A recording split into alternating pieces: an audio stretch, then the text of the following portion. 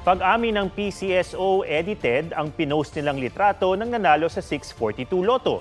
Pero pagtitiyak nila, legit daw na may nanalo at may rason kung bakit nila inedit ang picture. May report si Mark Salazar. Ang post ng PCSO ng maswerteng nanalo ng 43 million pesos sa 642 Lotto noong December 28, pinag-usapan ng netizens. Tingin kasi ng marami, edited ang lucky bettor sa litrato. Kantsaw ng netizens, nagtitipid daw ba ang PCSO ng Photoshop editor? Congrats daw, hindi raw halata dahil sa galing ng pagkaka-edit. Imbis na winner, mukha raw star witness. May humirit pang lucky color of the year ang hair ni Lucky Bettor. Ang ingay sa social media umabot na sa Senado. Itong picture na ito, very controversial ito ngayon sa social media. Edited daw ito. Yes, Your Honor. Edited. Bakit kailangan i-edit?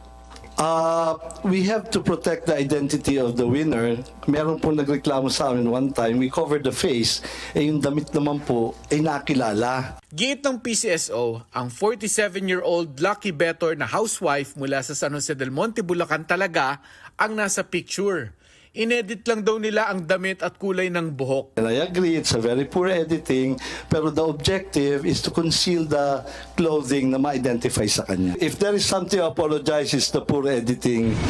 Ayos na ang issue sa edited picture.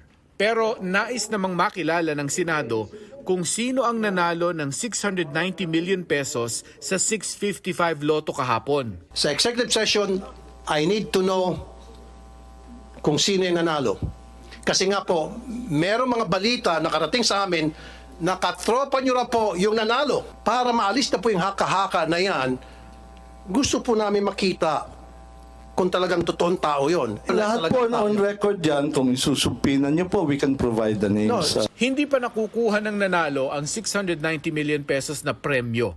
Pero sa oras na mag-claim ng prize ang Lucky Bettor, ibibigay daw ng PCSO ang pangalan sa mga senador. Para naman iwas duda ang mga mananaya, nais ni Tulfo na pagbawalan ng PCSO na gawing online ang lahat ng tayaan sa loto.